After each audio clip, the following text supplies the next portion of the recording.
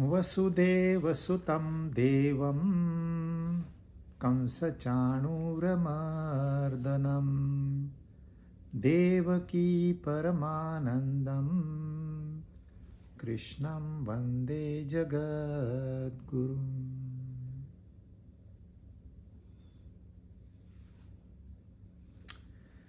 छठे अध्याय में हम लोग ध्यान योग का अभ्यास कर रहे हैं और यह जो ध्यान योग है इसमें ज़्यादातर गलतफहमियां है, इसलिए थोड़ा सा इसको गहराई में जाके अध्ययन करना जरूरी है। और जब कृष्ण भगवान ने ध्यान योग की विधि बताई, उसके पीछे का ज्ञान बताया, फिर अपील की भक्ति भाव से भी आप लोग मुझे सब जगह देखिए तो आपको वही फल मिलेगा। इतना करने के बाद अर्जुन पूछता है कि हे प्रभु, ये मन है, ये मेरे काबू में नहीं रहता है, मैं क्या करूं? यही प्रश्न हमारे सबका है। इतना हम दूर चल के आए हैं, फिर भी मन है कि मानता ही नहीं है, वो भटकते रहता है। यही मन का स्वभाव है। जब तक हम उसके ऊपर कोई नियंत्रण करता नहीं रखेंगे तब तक वो भटकते ही रहेगा। देखिए, आप छोटे बच्चे को छोड़ दीजिए, वो उसको नहीं पता यहाँ जाना है कि नहीं जाना है, वहाँ जाना है कि नहीं जाना है, कार आ रही है, स्कूटर वो चला जाएगा। लेकिन उसके साथ कोई बड़ा होता है जो ध्यान देता है, मन भटके नहीं, बच्चा भटके नहीं। वैसे ही हमको ध्यान देना है, अपनी बुद्धि, अपनी आत्मा का इस्तेमाल करना है कि मन भटके नहीं। और उसके लिए कृष्ण भगवान कहते हैं बिल्कुल सही है अर्जुन, तुम्हारा मन को काबू में रखना बहुत कठिन है। कृष्ण भगवान उसको एक्सेप्ट करते हैं और फिर कहते हैं लेकिन अभ्यास और वैराग्य से इसे काबू में रखा जा सकता है। हमने देखा था अभ्यास के लिए उन्होंने महाबाहो इस शब्द का इस्तेमाल किया और वैराग्य के लिए और कौंतेय और कुंती पुत्र, क्योंकि कुंती ने वैराग्य प्रैक्टिशनर थी, वो वैराग्य की। तो ये अभ्यास क्या होता है? अभी हमने अभ्यास किया है, देखा है, बचपन में स्कूल में हमने कुछ ध्येय रखा भी, परीक्षा में मुझे उत्तीर्ण होना है, फर्स्ट रैंक में आना है या फर्स्ट 10th में आना है, हमने उद्दिष्ट रखा और फिर उस उद्दिष्ट को ध्यान में रखते हुए सारे कर्म उसको अर्पण किए। ये हो गया हमारा अभ्यास। ये गायक लोग 10-10, 12-12 घंटे रियाज करते हैं। क्यों करते हैं? उनका ध्यान रहता है कितनी तालियां पड़ेगी, उनका ध्येय, क्योंकि जितनी तालियां उतने नोट, तो उनका ध्येय रहता है, वो घंटों रियाज करते हैं। तो वो भी अभ्यास हो गया। अब आध्यात्मिक क्षेत्र में हमारा ध्येय होता है कि हमें परमात्मा की प्राप्ति करनी है, हमें सच्चाई जाननी है। यह उद्दिष्ट, अगर यह उद्दिष्ट नहीं है तो एटलीस्ट इतना कि मुझे भगवत गीता का अध्ययन करना है। सब लोग कहते हैं ये हमारा धर्म ग्रंथ है, सब सारी दुनिया में इसकी चर्चा है, कई भाषाओं में, दुनिया के 180 भाषाओं में इसका भाषांतर हो गया है। फिर हम उसे क्यों अभ्यास नहीं करें? तो मेरा वो लक्ष्य है। उतना ही नहीं, किसी का ये भी लक्ष्य होता है, भाई ये मैं ध्यान योग क्या है इतना समझ लूं, डेप्थ में जाऊं, कौन मुझे समझाएगा? ढूंढ के निकालिए। तो ध्येय ऊंचा है, छोटा है, दूर है, नजदीक है, लेकिन ध्येय है वो, और हमारा ध्यान उस ध्येय पे टिका के हम जो भी कृतियां करेंगे शरीर से, मन से और बुद्धि से, उसे कहेंगे अभ्यास। हमारे दिमाग में वही है कि इस ध्येय प्राप्ति के लिए मैंने क्या योजना बनानी है, कितना समय मुझे देना चाहिए, कैसे मैं अपना समय निकाल सकता हूं, रोज सुबह 1 घंटा और शाम को 1 घंटा निकालूं या सुबह ही 2 घंटे प्लान करूं। योजना बनाएंगे आप। फिर मन को समझाएंगे, भाई थोड़ा समय के लिए तू भटकना बंद कर दे, यहां बैठ जा, सत्संग सुन, कुछ सिमरन कर, कुछ सेवा कर, और शरीर से हम वह कार्य करेंगे। तो ये हो गया हमारा अभ्यास। तो अभ्यास जो है वो करना पड़ता है, एफर्ट्स डालने होते हैं, उसको तपस भी कहते हैं। लेकिन वैराग्य जो है उसमें करना नहीं पड़ता, वो हो जाता है। जैसे प्यार हो जाता है वैसे वैराग्य हो जाता है। वैराग्य में भी हम अपने प्रभु के प्रति समर्पित हो जाते हैं, हम अपने मन को वहां लगा देते हैं। एक बार मन प्रभु में हो गया तो अपने आप बाकी चीजें छूट जाएंगी। राग को निकालना है, अपनी कामनाओं इच्छाओं को निकालना है मन से। आप जबरदस्ती करोगे तो नहीं निकलेगी। आप बच्चों के पास खिलौना है, खींच के दिखाओ, वो रोएंगे, चिल्लाएंगे, नहीं देंगे आपको। आप उनको और सुंदर खिलौना दे दो, इसको फेंक देंगे।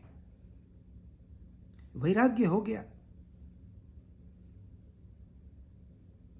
ऐसे ही हमारा मन जब परमात्मा में विलीन हो जाता है, समर्पित हो जाता है, ये दुनियादारी के चक्कर अपने आप छूट जाते हैं, किसी में फिर दिलचस्पी नहीं होती। देखिए, भगवान बुद्ध ने अभ्यास किया, ध्यान किया। उन्हें ध्यान की बहुत नितांत जरूरत थी। कितने साल वो पेड़ के नीचे अपने ध्यान में मगन रहे।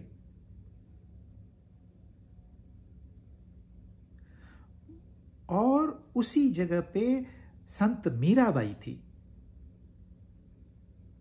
उन्होंने कभी ऐसे सोचा नहीं मैं बैठ के अपना ध्यान करूं, मैं अपना ध्येय निश्चित करूं।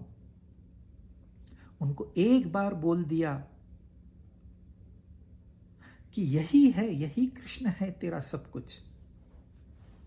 उसने भी कह दिया मेरे तो गिरधर गोपाल, दूसरो न कोई। अपने आप वही रहा। जब उसने समर्पण कर दिया, वो खुद श्याममय बन गई। प्रेम की माला जपते जपते आप बनी मैं श्याम। सांसों की माला पे सिमरू मैं पी का नाम। कोई एफर्ट्स नहीं है, कोई इसमें तकलीफ नहीं है, कोई तनाव खिंचाव नहीं है, एकदम आसानी से सारा संसार उससे छूट गया। दोनों रॉयल फैमिली से है, बुद्ध भी रॉयल फैमिली से, मीरा भी रॉयल फैमिली से है।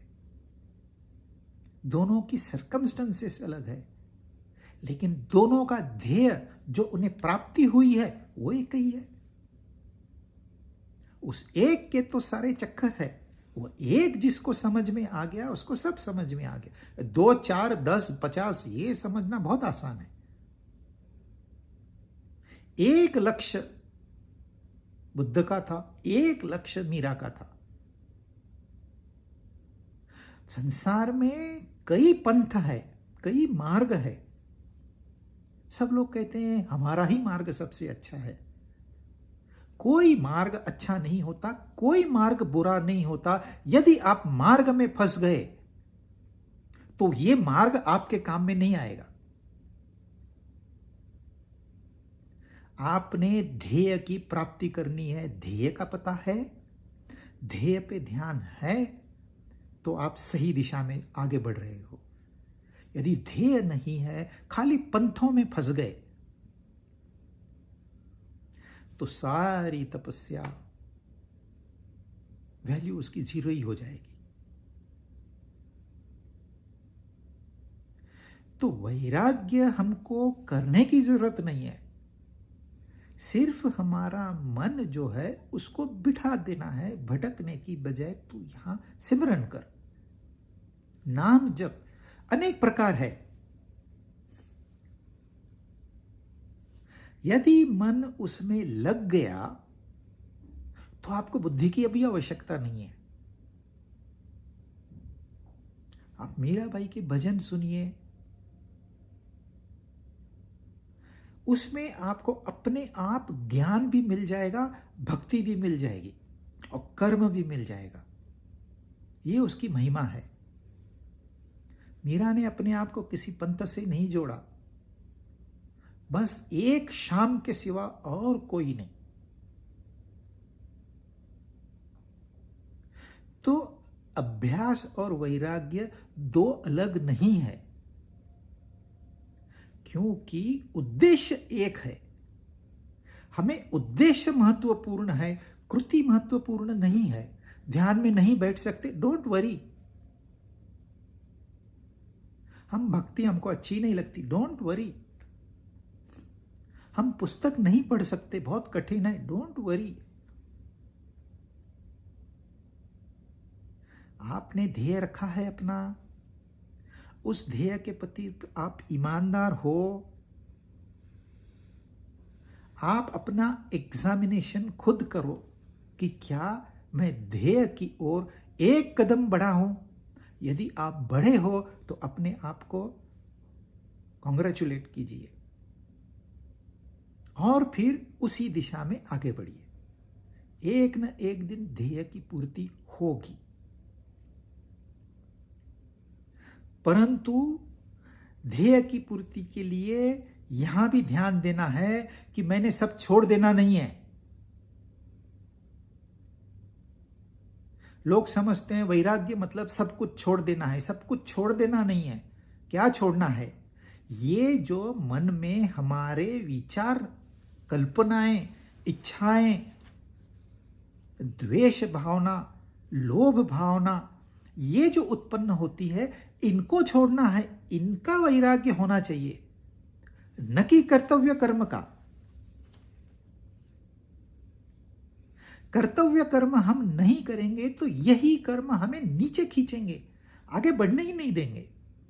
इसलिए अपने कर्तव्य कर्म पूरे करने हैं। जो जिम्मेदारी आपने ली है उसे पूरी करनी है। भागना नहीं है जिम्मेदारियों से। मन की दुरुस्ती करने के लिए आपको कहीं जाने की आवश्यकता नहीं है। मन भटक रहा है, आप तो वहीं हो, आप वहीं रुकिए। सिर्फ मन को काबू में करना है। तो अभ्यास और वैराग्य, यह सूत्र उन्होंने बताया है। अब देखिए वो क्या कहते हैं। असंयतात्मना योगो दुष्प्राप इति मे मतिः वश्यात्मना तु यतता शक्यो वाप्तुमुपायतः। 36वां श्लोक 36। जिसका मन पूरा वश में नहीं है उसके द्वारा योग्य प्राप्त होना कठिन है। कठिन है, नामुमकिन नहीं है, कठिन है। परंतु उपाय पूर्वक यत्न करने वाले तथा वश में किए, जिसने मन को वश में किया है, ऐसे साधक को योग प्राप्त हो सकता है, ऐसा मेरा मत है। पहले उन्होंने क्या किया? मन को वश में करने के लिए अभ्यास और वैराग्य की आवश्यकता है। मन डेफिनेटली होगा वश में। अब यहां कहते हैं वश में होगा ऐसा मेरा मत है। योग की प्राप्ति होना मतलब क्या? कि आपने ध्येय रखा है, उस ध्येय का पूर्ति करना, ध्येय की पूर्ति करना। पूर्ति हो गई मतलब आपका योग सफल हो गया।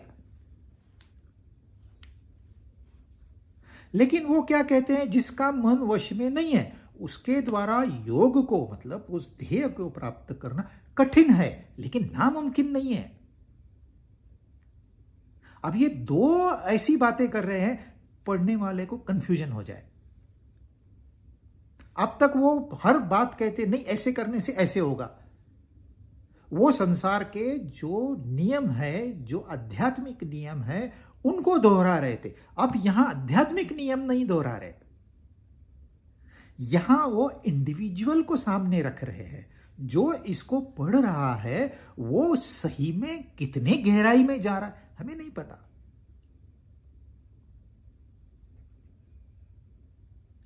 तो जिसका मन वश में नहीं है उसको प्राप्त करना कठिन है। जैसे कि रत्नाकर था, ड्रेडेड डेकॉइट।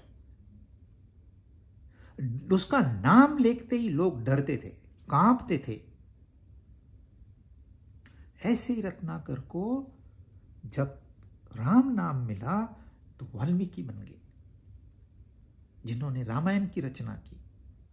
रामायण की रचना यह बहुत बड़ी मानवता के जीवन में बहुत बड़ी घटना है।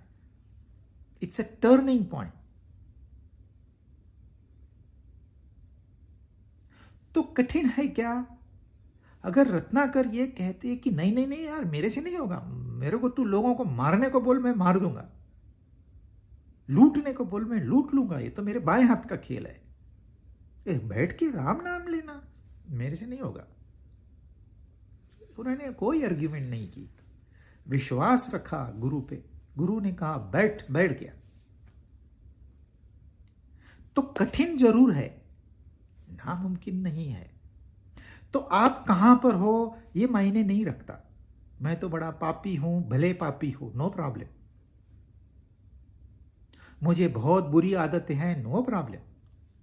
कठिन है लेकिन आप कर सकते हो। अच्छा, जिसने मन को वश में किया है ऐसा वो मानता है, इनटू ब्रैकेट, उसको योग प्राप्त हो सकता है, ऐसा मेरा मत है। मन को वश में करना हमको जितना आसान लगता है उतना आसान वो है नहीं। अरे इसमें क्या है, इच्छाएं तो कम करनी है ना, मैं यूं कर दूंगा, समय आने पर करूंगा, वो समय आएगा ही नहीं। मेरा मन वश में है। ये लोग देखो मांस मच्छी खाते, मैं नहीं खाता हूं। ये लोग सुबह 10-10 बजे तक सोते, मैं 6 बजे उठ जाता हूं। मेरा मन वश में है।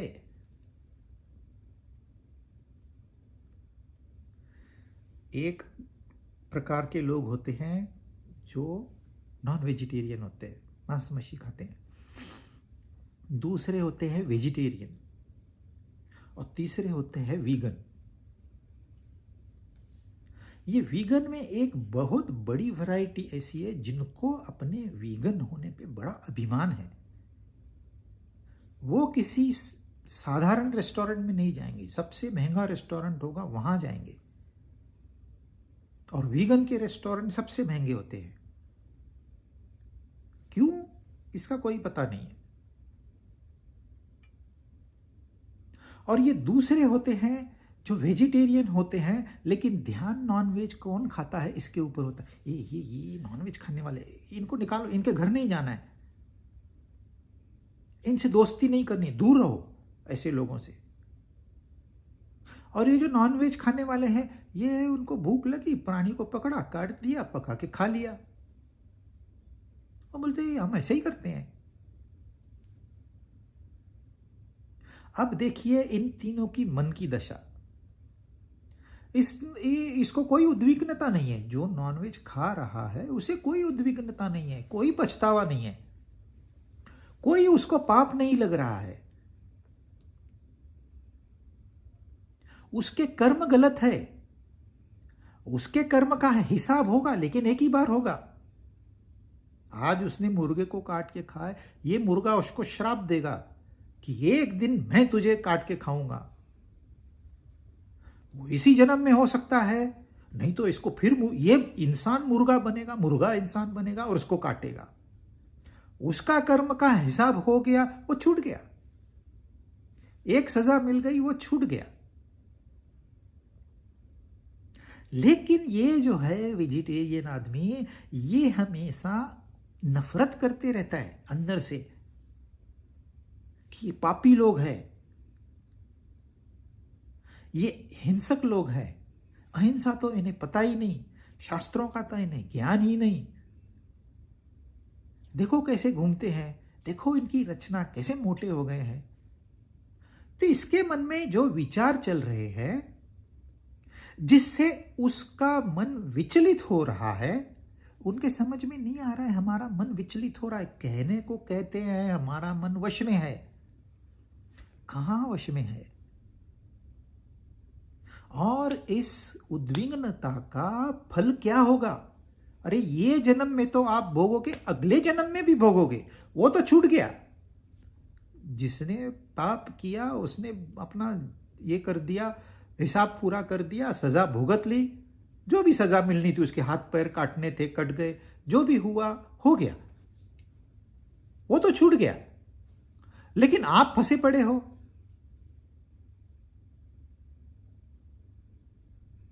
तो कहां आपका मन वश में है? उनका मन कम पापी है, आपका मन ज्यादा पाप कर रहा है। फिर जाके हाथ जोड़ेंगे, कम से कम एक दिन तो आप नॉनवेज छोड़ दीजिए, कम से कम एक दिन, बाकी के दिन चलेगा।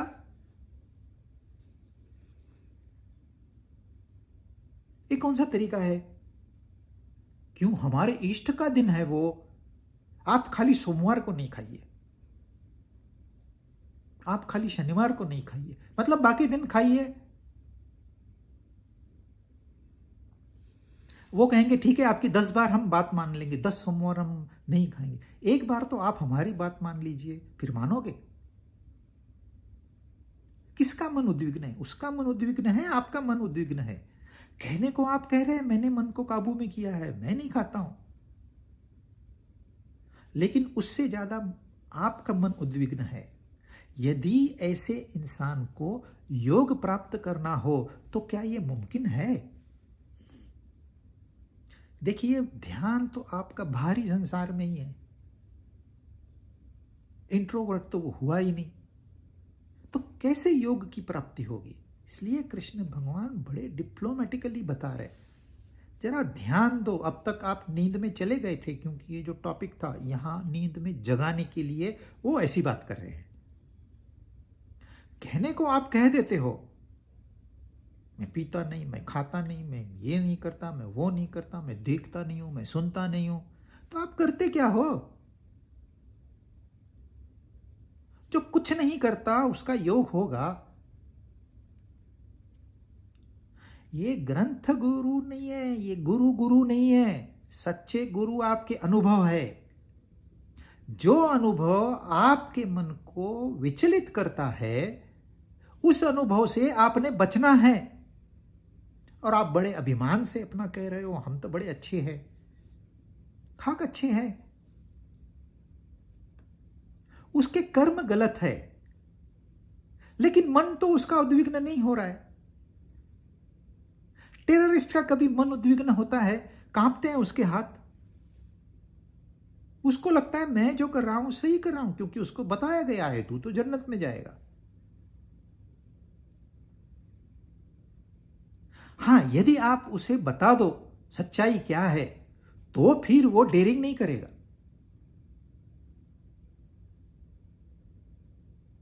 ऐसे ही उसको, नॉनवेज वाले को आप बता दो सच्चाई क्या है, तो फिर वो नहीं खाएगा। कई लोग होते हैं जो जब समझ आ जाती है तो एकदम विरक्त हो जाते हैं, और विरक्त एक बार हो गए मतलब हो गए, और उनके मन में दूसरों के बारे में विचार नहीं आता है। मैं गलत था, ये मैं जानता हूं, अब मैं सही मार्ग पे हूं। दूसरे अभी बच्चे हैं, जैसे मैं एक दिन बच्चा था वो भी बच्चे हैं, जैसे मैं बड़ा हुआ ये भी बड़े हो जाएंगे, समझदार हो जाएंगे, तो उसका मन विचलित नहीं होगा। तो दिखावे के लिए हमें वश में नहीं करना। दिखावे के लिए तो आप संसार में नॉर्मल जैसे सब लोग रहते हैं वैसे रहिए, क्योंकि दुनिया में से ही हमको गुजरना है। संसार से पार जाने का रास्ता संसार से गुजरता है। There is no bypass. लोग कहते हैं हम नहीं जाएंगे संसार में, हम तो अलग रहेंगे, आप पीछे ही रह जाओगे, कितने भी ग्रंथ पढ़ लो।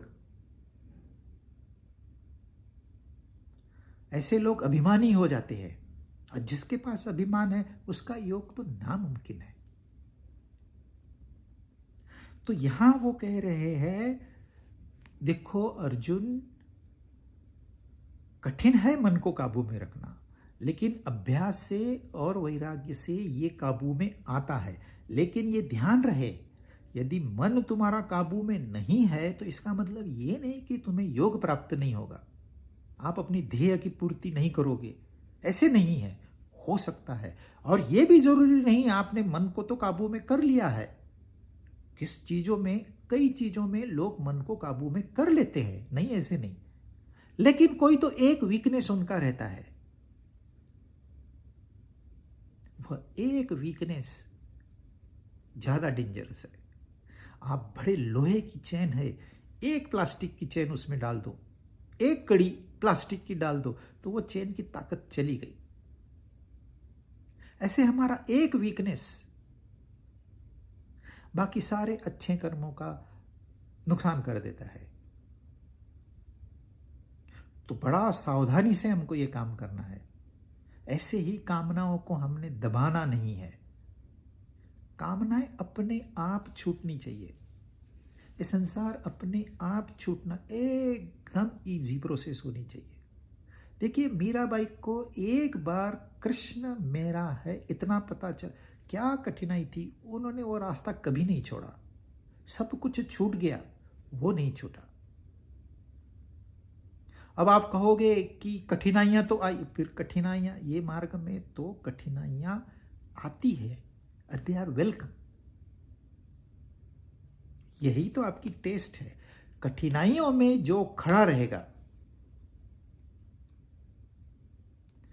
वही तो सच्चा भक्त है, वही तो सच्चा ज्ञानी है, वही तो सच्चा कर्मयोगी है। जो डर गया, जाओ भाई घर में बैठ जाओ, तुम्हारे लिए यह काम नहीं है। यह मार्ग कठिन है, परंतु एक बार पता चल जाए कि ये क्या है, तो आप पूरा संसार न्योछावर कर सकते हो। इतना बल मिलता है। और जिसमें बल नहीं है, वो तो शो के लिए कोई भी उपासना कर ले, कोई भी साधना कर ले, लेकिन वो कठिनाई आने पर यदि डर गया तो उसकी साधना सफल नहीं होगी। कठिनाइयां तो हमारी परीक्षा है, उसमें हमको टेस्ट होता है मैंने कितना प्रोग्रेस किया है। हाँ भाई, पहले मैं कठिनाइयों से डरता था, अब मैं नहीं डरता। हाँ, मेरा मन पहले बहुत ज्यादा उद्विग्न होता था, अब कम होता है। मुझे पहले रोज गुस्सा आता था, अब 10 दिन में एक बार आता है। तो आप सही मार्ग पे हो। तो थोड़ी आंखें कान खोलना है, बुद्धि को अलर्ट बनाना है और मन को शांत करना है। क्या चल रहा है ये देखते रहना है। Update yourself. लेकिन मन की शांति एक बार पता चल गई तो फिर आदमी इस मार्ग से कभी हटेगा नहीं। तो ये कठिन है पर प्राप्त हो सकता है। अब फिर अर्जुन प्रश्न पूछ रहा है, और अब की बार वो 3 श्लोकों में एक प्रश्न पूछ रहा है। देखिए, गीता का एक एक श्लोक कितना महत्वपूर्ण है, कितना समय जाता है हमारा। पहले उसने 2 श्लोकों में जो प्रश्न पूछा, बहुत सुंदर प्रश्न था, ये हम सबका प्रश्न था। और यह प्रश्न भी हम सबका है, क्योंकि गीता जब उन्होंने रचना की, उन्हें पता था इस यहां आने के बाद लोगों के मन में यह शंका उठेगी, तो उन्होंने शंका ही यहां लग दी। अब उसकी मन की स्थिति ठीक नहीं, क्योंकि अर्जुन क्या है, ऊपर नीचे हो रहा है, और स्थिर नहीं है उसका मन। अब उसका प्रश्न मैं आपको बताता हूं तो अपने 3 श्लोक आसानी से हो जाएंगे। अर्जुन का प्रश्न है, भाई ठीक है, कर्म योग भी करना है, भक्ति योग करना है, ज्ञान योग करना है, ध्यान योग करना है, उद्देश्य रखना है, फिर परमात्मा की प्राप्ति करनी है। ये बात ओके, ठीक है। इसमें समय तो लगेगा। जी हाँ, समय। कितना समय लगेगा? 12 साल लगेंगे, ऐसे कहते हैं। एक तप लग जाता है। चलो 12 साल लगेंगे, मैं देता हूं 12 साल, नो प्रॉब्लम। लेकिन 11 साल 11 महीने हो गए और अचानक मेरी मृत्यु हो गई, तो सारी मेहनत मेरी व्यर्थ गई।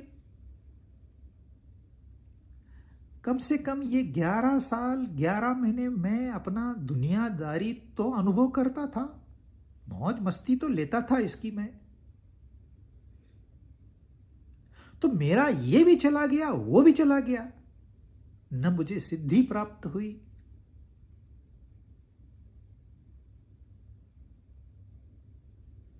तो ये प्रश्न हम सबके मन में आता है। चलो साधना तो करेंगे, लेकिन पूरी नहीं हुई तो क्या? अरे तो क्या, अब तक कौन सी तुम्हारी साधना सफल हुई है? अर्जुन ने अध्याय 2 में बात सुनी थी, कर्मण्येव अधिकारस्ते मा फलेषु कदाचन मा कर्म फल हेतुर्भु मा ते संगोस्त कर्मणि। दूसरे अध्याय में, तीसरे अध्याय में उन्होंने कर्म के बारे में अभ्यास किया, चौथे अध्याय में यज्ञ कर्म किया। कितना कर्म के बारे में हम बात कर रहे हैं कि कर्म करना है, फल की इच्छा नहीं। फल के बारे में मन में विचार भी नहीं आए। आप सत्संग सुनते हो, आपका काम है सुनना, और वो सही है तो ग्रहण करना, गलत है तो छोड़ देना। फिर मैं सुनूंगा तो क्या होगा? मेरा एक दोस्त कहता है, मैं तेरे सत्संग में आऊंगा तो मेरी शराब छूट जाएगी। मेरा कितना बड़ा नुकसान है, मुझे उसमें आनंद मिलता है, इसमें थोड़ी मुझे आनंद मिलता है। तो ध्यान कहां है? फल के ऊपर। होना कहां चाहिए? हमने पढ़ा है 2 से 5वें अध्याय तक। कहां होना चाहिए ध्यान? प्रेजेंट में। अब भी मैं क्या कह रहा हूं, अगली मैं आपको गीता का श्लोक बताऊं तो मेरा ध्यान सिर्फ गीता के श्लोक का कहना इस पर होना चाहिए। यदि आप सुन रहे हो तो सिर्फ सुनने का काम करना है अभी फिलहाल। अभी बाकी चीजें नहीं आनी चाहिए बीच में। लेकिन अर्जुन का मन कहां है? क्या होगा अगर मैं नहीं कर पाया तो क्या होगा? अयति श्रद्धयोपेतो योगाचलित मानसः अप्राप्य योग संसिद्धिं काम गतिम कृष्ण गच्छति। हे कृष्ण, जिसकी साधन में श्रद्धा है, मतलब जो भी साधना हमने चुनी है या गुरु ने बताई है, उसमें हमारा पूरा विश्वास है। नहीं, गीता ने बताया मतलब सच होगा, गुरु ने बताया मतलब सच होगा। एक यहां मुंबई में बहुत बड़े महात्मा हो गए, निसर्गदत्त महाराज। वो मिल में काम करते थे, बीड़ियां पीते थे। किसी दोस्त ने बताया यहां एक गुरु है, जाके मिल किया। वो गुरु के पास गए, गुरु ने उसको बताया तत्त्वमसि, तो वही है, कहाँ ढूंढेगा, जो भी कुछ है तेरे पास है। और गुरु चल बसे। इसके मन में ये विचार आया, गुरु ने तो मुझे गलत सलाह देने का सवाल ही नहीं, क्योंकि मेरा और उनका तो संबंध था नहीं। तो उन्होंने जो सलाह दी है सच्ची होनी ही चाहिए। जो उन्होंने बताया बस मेरे लिए फाइनल ऑर्डर है। और उन्होंने वैसे ही अपना जीवन काटा। इसको वो कहते हैं श्रद्धा। गुरु ने बताया है और गुरु का कोई स्वार्थ नहीं है।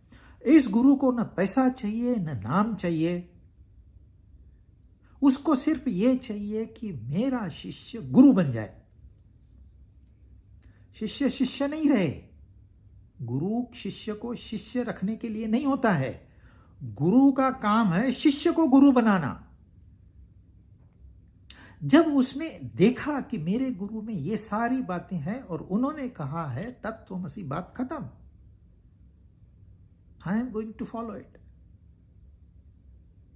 ये होती है श्रद्धा। जिसकी श्रद्धा है, अर्जुन कह रहा है श्रद्धा है, क्योंकि अर्जुन की श्रद्धा है। आप देखिए, जब दुर्योधन और अर्जुन कृष्ण के पास गए और कृष्ण ने कहा या तो मुझे चुन लीजिए निहत्ता, या फिर मेरी 2 औक्षिणी सेना है उसे चुन लीजिए, तो अर्जुन ने कृष्ण को चुना। देखिए कृष्ण में उसकी कितनी श्रद्धा है, कितना विश्वास है। तो अर्जुन बहुत ईमान, अर्जुन का मतलब ही होता है सीधा साधा इंसान। जुन होता है टेढ़ा मेढ़ा, अर्जुन होता है बिल्कुल सीधा ईमानदार, उसको जैसे कहो कहेगा, करेगा वो। तो वो श्रद्धा है इसकी, तो वो कह रहा है जिसकी श्रद्धा है। लेकिन होता क्या है, प्रयत्न तो मैं बहुत कर रहा हूं, लेकिन समय लगता है। इस साधना कोई 4 दिन 8 दिन 40 दिन का खेल नहीं है, इसे वर्षों लग सकते हैं।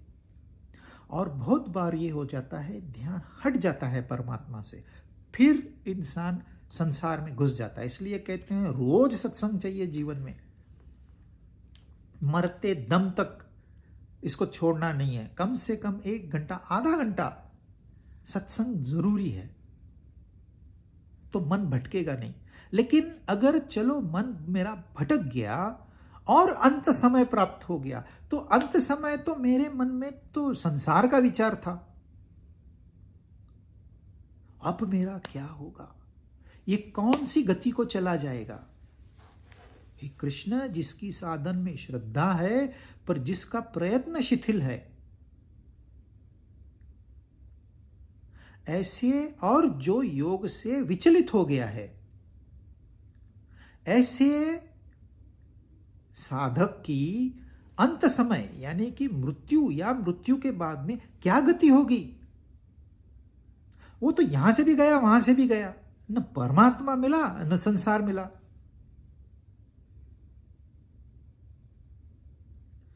ये अर्जुन का प्रश्न है। अर्जुन हम सब मिलके है, क्योंकि कृष्ण सिर्फ अर्जुन से नहीं बात कर रहे, अर्जुन के माध्यम से हम सब से बात कर रहे हैं, और ये हमारा भी प्रश्न है। फिर आगे वो प्रश्न को बढ़ाता है, कच्चिन्नो भय विभ्रष्ट छिन्ना भ्रमिव नश्यति अप्रतिष्ठो महाबाहो विमूढ़ो ब्रह्मण पथि। ब्रह्मण पथि मतलब जो इस मार्ग पे है, ब्रह्म के मार्ग पे है, जो आध्यात्मिक मार्ग पे है, स्पिरिचुअलिटी जिसका गोल है, जिसको इस संसार में अत्यंत उच्च प्रति की स्थिति मिलानी है, उसका ध्येय अत्यंत ऊंचा है, जिसको आनंद चाहिए, जिसको मन की शांति चाहिए, वो है ब्रह्मणपथि। हे महाबाहो, संसार के आश्रय से रहित और परमात्मा प्राप्ति के मार्ग में मोहित अर्थात विचलित, दोनों ओर से भ्रष्ट हुआ साधक क्या छिन्न भिन्न बादल की तरह नष्ट तो नहीं हो जाएगा। बादल है, उसमें से एक टुकड़ा निकलता है, अलग हो जाता है, और धीरे देखते ही देखते गायब हो जाता है, जैसे था ही नहीं, वहां कुछ था ही नहीं, नष्ट हो गया। क्या ऐसे ही मेरी स्थिति होगी? मैं करता हूं, लेकिन मेरा मन भटक गया, समझो लास्ट मोमेंट में, अभी परमात्मा की प्राप्ति होने वाली, उसी समय मेरा भटक गया मन और मृत्यु आ गई, तो मेरा विनाश ही हो गया ना। अच्छा, इतना मैं संसार तो भोग लेता, अगर यही होना था तो मैं संसार भोग लेता ना। तो मुझे तो बता, मैं संसार भोगूं या सन्यास लूं, क्योंकि रिस्क बनी हुई है। हर इंसान यही सोचता है, मैं ये प्रोजेक्ट करूंगा, इसमें रिस्क कितनी है, अरे नुकसान हो गया तो क्या हो गया। लेकिन नियम ये है कि जो रिस्क लेता है उसी को कामयाबी मिलती है। जो डरपोक है उसे कामयाबी नहीं मिलती, जाके नौकरी करो। जैसे बॉस कहेगा उठो तो उठो, बैठो तो बैठो, मालिक नहीं बन पाओगे। अब अर्जुन कहता है मैं क्यों रिस्क लूं, इतने साल तपस्या के बाद में अगर नहीं मिला तो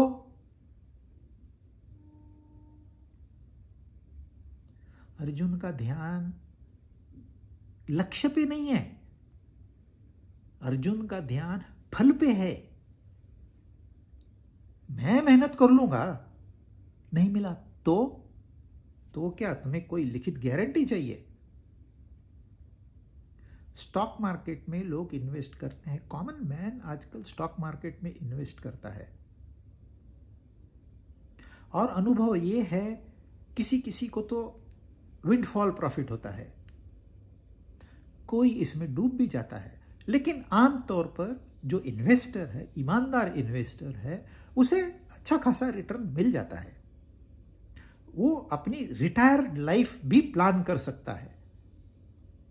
परंतु कोई गारंटी है? आप दूसरे के बिजनेस में पैसे लगा रहे हो गया तो बहुत अच्छा भी हो सकता है, नहीं तो पूरे आपके पैसे डूब जाएंगे। तो ये तो रिस्क आपको उठानी है, और पूरी दुनिया इसमें लगी हुई है। एक छोटी रिस्क भी आप नहीं लोगे, आप अभ्यास नहीं करोगे, आप कोई प्लानिंग नहीं करोगे, कैसे आपको सक्सेस मिलेगा? सिर्फ मुझे चाहिए, मुझे चाहिए, अरे ऐसे नहीं मिलेगा। तुम्हारे चाहने से नहीं मिलेगा। आप चाहना छोड़ दो और कर्म करो, मिलेगा। ये हमारी इच्छाएं बीच में खड़ी होती है हमारे और सक्सेस की, इन्हें हटा दो। जस्ट अपना कर्तव्य करना है, फिनिश। ये मेरा काम है, मैंने कर दिया, आई एंजॉय। आप खेलने जाते हो क्रिकेट, वॉलीबॉल, फुटबॉल, तो हर बार क्या जीत के आते हो? कभी हार के भी आते हो, लेकिन हारना जीतना है इसमें इंपॉर्टेंट नहीं है, गेम इंपॉर्टेंट है। आपने कैसे खेला? अब हार गए, मैं नहीं खेलूंगा, या मेरे साथ चीटिंग हुई है, ऐसे थोड़ी खेला जाता है। वैसे ही ऐसे थोड़ी जिया जाता है। आपका कर्म है, उसी भावना से उसको करिए। और हमारे जीवन का ये हिस्सा है, बहुत महत्वपूर्ण हिस्सा है। हम क्या ये शरीर नहीं है? सिर्फ मन नहीं है, सिर्फ बुद्धि नहीं है, हम स्वयं परमात्मा स्वरूप है। तो आप सारे संसार में पैसा कमाओगे, मन के लिए मनोरंजन रखोगे, बुद्धि के लिए मनोरंजन रखोगे, और कहोगे मुझे सुख मिले, शांति मिले, आनंद मिले, नामुमकिन। ये इनका क्षेत्र ही नहीं है। मन को सुख और दुख दोनों मिलेंगे, ये कंडीशन है। जब ही सुख आ गया तो समझो दुख आने वाला है, जब दुख आ गया समझो सुख आने वाला है। ये दोनों आते और जाते हैं, और यह नियम है। इस नियम को कोई नहीं, स्वयं कृष्ण भगवान भी नहीं बदल सकते, क्योंकि मन का जो क्षेत्र है, उस क्षेत्र को द्वंद्व कहते हैं। वो दो से बना है। जब वो दो से बना है तो द्वंद्व होना ही होना है। आनंद की प्राप्ति सिर्फ आत्म स्वरूप में होती है, दूसरे स्वरूप में नहीं।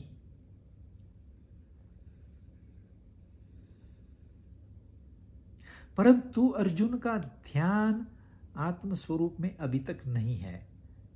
उसको सच्चाई अभी तक समझ में नहीं आई है, अभी तक वो कृष्ण को समझ नहीं पाया है। इसलिए कहता है, हे कृष्ण। कृष्ण का अर्थ होता है वह आकर्षण शक्ति। जब कृष्ण बांसुरी बजाती है तो गोपियां चल के आती है। आपने देखा होगा कोई लोग आज भी बांसुरी बजाते, गायें दौड़ती आती है, क्योंकि उसमें वह आकर्षण शक्ति है। बहुत लोगों का ये मानना है, खास करके आध्यात्मिक क्षेत्र में, कि यह संसार जो हमारा जीवन है ये धक्के से चलता है। आज मैं ऐसा क्यों हूं? क्योंकि मेरे पूर्व कर्म ऐसे हैं, मेरा प्रारब्ध ऐसा है। अच्छा, प्रारब्ध ऐसा क्यों था? क्योंकि उसका प्रारब्ध था। आप कहां तक जाओगे? कहीं तो एक शुरुआत की है ना आपने। तो सिर्फ प्रारब्ध से जीवन नहीं चल रहा है, प्रारब्ध से भी जीवन चल रहा है। जो उसको हमने कॉम्प्लिकेटेड किया है वो प्रारब्ध से किया है, लेकिन शुरुआत प्रारब्ध से नहीं हुई, क्योंकि प्रारब्ध पहले था ही नहीं। प्रारब्ध तो कर्म करने के बाद पैदा हुआ, फिर आपको वो धक्का देता है। जैसे फुटबॉल को हम ठोकरे मारते हैं, वैसे हमको प्रारब्ध ठोकरे मारता है। लेकिन पहला पहला कहां शुरू किया मैंने? तो ये प्रारब्ध से नहीं चलता है जीवन, ये धक्के से नहीं चलता है, तो ये आकर्षण से चलता है। एक आकर्षण शक्ति है हमारी आत्मा, इसमें सबसे ज्यादा पावर है आकर्षण का। तो हम कहीं भी जाएंगे हमें दुख होगा, क्यों? क्योंकि हमारी आत्मा से हम दूर जा रहे हैं, वो आकर्षण शक्ति का प्रभाव बढ़ रहा है। आप जितने दूर जाओगे आत्मा से उतने ज्यादा दुखी हो जाओगे, क्योंकि टेंशन चालू हो गया, और ये हमने क्रिएट किया है। आप नजदीक आओ उतना आपको आनंद की प्राप्ति होगी, शांति की प्राप्ति होगी। सारे ब्रह्मांड में देखिए, एक सूरज है, सारे ये बाकी ये ग्रह उसके अराउंड में चक्कर काट रहे हैं। सूरज आगे जाएगा तो ये भी आगे जाएंगे, सूरज और आगे जाएगा तो ये भी आगे जाएंगे। तो ये किसने पकड़ के रखा है सूरज को और धरती को? कोई उसको हुक लगा हुआ है, वो गिरते क्यों नहीं? और ये एक सूरज नहीं है, आप गिनती भी नहीं करोगे इतने सूरज है। ये सारी आकाश गंगा घूम रही है। ऐसी एक आकाश गंगा नहीं है, अनेक आकाश गंगाएं हैं। सारा ब्रह्मांड घूम रहा है। एक ब्रह्मांड नहीं है, अनेक ब्रह्मांड है। इनफाइनाइट। इंसान एक दिन थक के गिर जाएगा, गिनती नहीं कर पाएगा। तो ये कैसे टिके हुए हैं? बाहर, आप बाहर की दुनिया देखना चाहते हो, ये आकर्षण शक्ति से टिके हुए हैं। वैसे भी हमारा यह शरीर है, आत्मा से जुड़ा हुआ है। हमारा ये मन है, आत्मा से जुड़ा हुआ है। हमारी ये बुद्धि है, आत्मा से जुड़ी हुई है। और आत्मा वह परमात्मा है, क्योंकि आत्मा हम सबकी एक ही है। तो जब हम भटक जाते हैं तो हम अपनी आत्मा से दूर चले जाते हैं, और फिर हमको पता नहीं होता है क्या हो गया। तो हमको संसार दिखाई जाता है, और ये कलर बहुत अच्छा है, मुझे चाहिए। ये रूप बहुत अच्छा है, मुझे चाहिए। ये आवाज बड़ी कोमल है, मुझे चाहिए। ये खुशबू बड़ी अच्छी है, मुझे चाहिए। इस तरह से इंसान भटकने लग जाता है, और जितना वो भटकता है उतना अपनी आत्मा से दूर जाता है। जितने अपनी आत्मा से दूर जाता है उतना वो दुखी होता है। तो कृष्ण जो है वो किसको कह रहा है? अर्जुन, अपनी आत्मा को, उस आकर्षण शक्ति को। तो प्रश्न क्या है कि भाई एक बादल, अब ये बादल जो है ये जड़ है, बादल का टुकड़ा भी जड़ है, लेकिन हम जड़ नहीं है। लेकिन अब थोड़ा सा अर्जुन कंफ्यूज्ड स्टेट में है। जैसे हम लोग कंफ्यूज स्टेट में है, वैसे ही सेम रिफ्लेक्शन है, हमारा ही रिफ्लेक्शन अर्जुन है। देखो, लिखने वाले ने बड़ा सोच के लिखा है।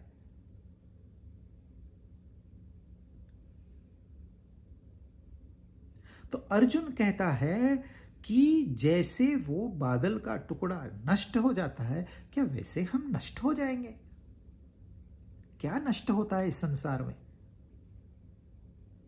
साइंस कहती है that energy can neither be created nor destroyed. जो है उसका नाश नहीं होगा। तो क्या नष्ट हुआ? ये हमारा इमेजिनेशन है, ये हमारी कल्पनाएं हैं, वो नष्ट हो जाएगी। और हमारी अटैचमेंट उनसे है तो हम उनको छोड़ना नहीं चाहते।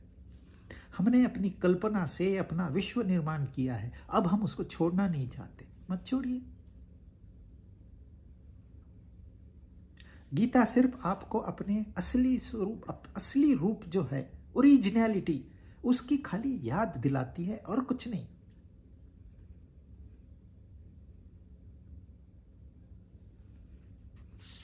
तो ब्रह्मणोपथी है, मतलब जो आध्यात्मिक क्षेत्र में अभी गीता का अभ्यास कर रहा है, सिमरन कर रहा है, सेवा कर रहा है, क्या उसकी ये सारी मेहनत वेस्ट हो जाएगी? ये सोचने लायक है, क्योंकि साधना हम सबको करनी है। आज आप विलिंगली कीजिए, नहीं तो बाय फोर्स आपको करनी ही है। करना तो है ही, इस जन्म में नहीं और कई जन्म लग जाएंगे, लेकिन करना है। तो ये क्वेश्चन मार्क उन्होंने दिया है, क्या होगा?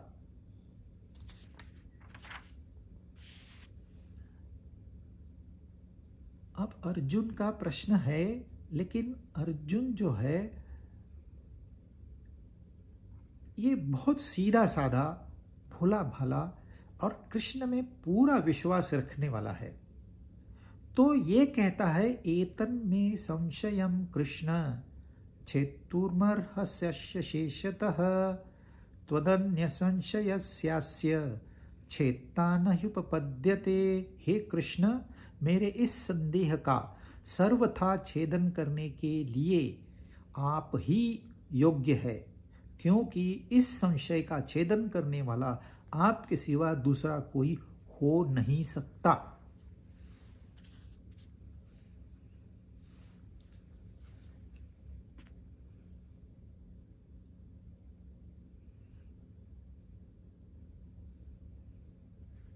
अर्जुन का सवाल है। पहले सवाल था मन को कैसे निग्रह करते किया जाए। फिर उसने कहा कि मैं मन को तो निग्रह कर लूं, मैं सारी तपस्या कर लूं, लेकिन पूरी नहीं हुई तो क्या होगा? अब वो कहता है, हे कृष्ण, मैं तेरी शरण में आता हूं। भाई, मेरे दिमाग के बाहर की ये बात है, मुझे तू गाइड कर, मुझे तू समझा, मुझे तू सही मार्ग दिखा, क्योंकि तेरे सिवा और कोई नहीं है। देखिए कितना समर्पण हो गया अभी अर्जुन का। अब अर्जुन कहता है कि मुझे नहीं समझता, तू बता कृष्ण। हम लोग कहते हैं, अरे हम तो जानते हैं, इसमें कौन सी बड़ी बात है, ऐसे ऐसे करो हो जाएगा। लेकिन अर्जुन का वो स्टैंड नहीं है। अर्जुन ने सवाल सही पूछा है, परंतु उसमें ह्यूमिलिटी है।